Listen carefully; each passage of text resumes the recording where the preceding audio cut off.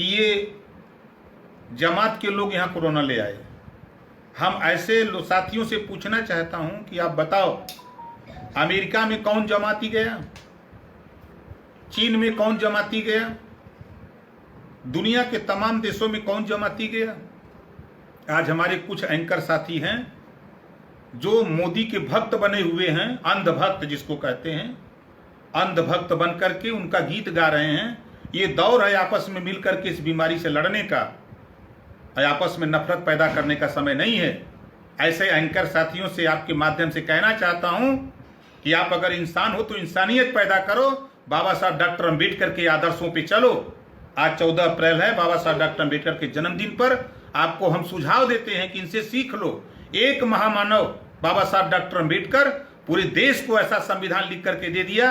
आप सैकड़ों एंकर समाज को बांटने में लगे हो। आज इस बीमारी से लड़ने के लिए आपको सुझाव देना चाहिए। आपको टीवी पर बार बार गरीबों को, कमजोरों को, पिछड़ों को, दलितों को और वंचितों को समझाना चाहिए कि आप अपने घरों में रहो, लॉकडाउन का आप पालन करो, आप बाहर ना निकलो। इससे आप बीमारी से ग्रसित हो सकते हो। आप साफ सफाई पर ध्यान दो, जो सरकार का निर्देश है उसका पालन करो। इस बात के बजाय ये दलाल मीडिया जो एंकर बैठे हुए लोग हैं, ये दलाल लोग सिर्फ भारतीय जनता पार्टी का प्रचार कर रहे हैं, हिंदू मुसलमान करके सिर्फ वोट की बात कर रहे हैं। ऐसे लोगों से मैं पुनः कहना चाहूंगा कि बाबा साहब डॉक्टर अम्बेडकर से सीख लो। आज 14 अप्रैल है, बाबा साहब डॉक्टर अम्बेडकर का जन्मदिन है। इनसे सीख लो कि एक महामानव पूरे देश को ऐसा संविधान दिया, ऐसी सोच दिया कि जिससे आज पूरा देश अमन चैन से है। लेकिन कुछ साथी अमन चैन से देश को नहीं रखना चाहते हैं। इस बात का संदेश हम लोग आप लोगों के माध्यम से अपने कार्यकर्ताओं को हम लोग ये दे रहे हैं कि आपस में कोई किसी से लड़े झगड़े न। हिंदू मुसलमान, मंदिर मस्जिद, सिख ईसाई, बौद्ध, ये सब आपस में हम भाई भाई हैं। हम भारतवासी हैं, हम भारत के रहने वाले लोग हैं, हम भारतीय हैं। हम अपने अधिकार के लिए, सम्मान के लिए आज हम आपके माध्यम से हम केंद्र सरकार और प्रदेश सरकार से भी ये कहूंगा कि जो यूपी के और बिहार के हमारे तमाम गरीब मजदूर लोग देश के तमाम प्रदेशों में बजे हुए हैं, जो वहां भूखमरी के शिकार हैं, कोरोना से तो कम मरेंगे लेकिन रोटी के ऑलरेडी प्रधानमंत्री आपदा राहत कोष है, तो फिर नया फंड बनाने की, प्रधानमंत्री केयर फंड बनाने की क्या आवश्यकता?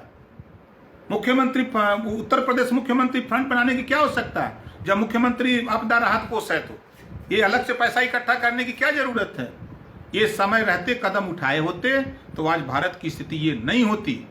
ये सबसे बड़ी लापरवाही भारत सरकार की है, जिन्होंने वीजा दिया आने जाने का, और ये लोग अगर आए तो इनको अपने देश से निकाल करके बाहर ले पहुंचाने के लिए एयरपोर्ट पहले समय से बंद कर दिए होते जनवरी में। ये उसके बाद पूरे देश में बता दिए होते, जो हमारे गरीब मजदूर फंसे हुए हैं तमाम देशों प्रदेशों में, उनको बता दिए हुए थे कि भाई ये बीमारी आ रही है, हम क्रमबद्ध ये बंद करने जा रहे हैं, तो लोग अपने अपने घरों को चले आए होते। आज वो अपने परिवार में रहते। ये 10 दिन के बाद रेलवे बंद करते, 10 दिन के बाद फिर जो है बस रोडवेज बंद कर देते। आज ये बीमारी इतना उपद्रव नहीं होता, लेकिन समय रहते इन्होंने कदम नहीं उठाया। इस नाते कि मध्य प्रदेश में कांग्रेस की सरकार गिराकर इनको भारतीय जनता पार्टी की सरकार बनानी थी। इनको रुपया इकट्ठा करना था। रुपया इकट्ठा करके 50-50 करोड़ रुपया और मंत्री का लालच दे करके मध्य प्रदेश में इन्होंने कांग्रेस की सरकार गिराई। ये अपने काम में सिर्फ इनसे सत्ता से मतलब है। देश में गरीब परेशान हो, मजदूर परेशान हो, किसान परेशान हो, नौजवान परेशान हो, इनसे कोई मतलब नहीं। 30 जनवरी को फिर 30 जनवरी को दूसरा पेशेंट मिलता है, लेकिन देश की सरकार मूक बनी हुई थी। ये जमातियों का दोष दे रहे हैं ना। वीजा कौन दे रहा है? 6 साल से भारतीय जनता पार्टी की सरकार है। वीजा भारतीय जनता पार्टी की सरकार दे रही है आने और जाने का। अगर ये 30 समय रहते ही एयरपोर्ट बंद कर दिए होते, विदेशों का आवागमन बंद कर दिए होते, जो इनके देश भारत देश में जो आए हुए बाहर से लोग थे उनको निकाल दिए होते, तो आज ये नौबत नहीं होती। लेकिन भारतीय जनता पार्टी और हमारे देश के प्रधानमंत्री जी ये तो गरीबों को, ट्रंप को बुला रहे थे। ट्रंप के साथ सैकड़ों लोग आए, क्या उनका जांच हुआ? क्या उनके विषय में कोई इंक्वायरी हुई? आज सबसे ज्यादा महामारी अमेरिका में है, तो तो अमेरिका से जो लोग आए क्या उनकी जांच हुई? और ट्रंप को बुला करके लाखों की भीड़ गुजरात में जुटा करके मोदी जी ने उनको सम्मान दिया। उसके एवज में भारत को क्या मिला? बीमारी मिली।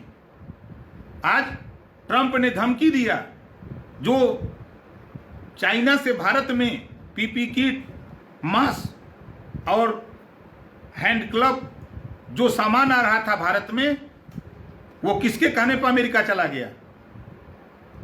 आज डॉक्टर परेशान है, आज वार्ड बॉय परेशान है, नर्स परेशान है।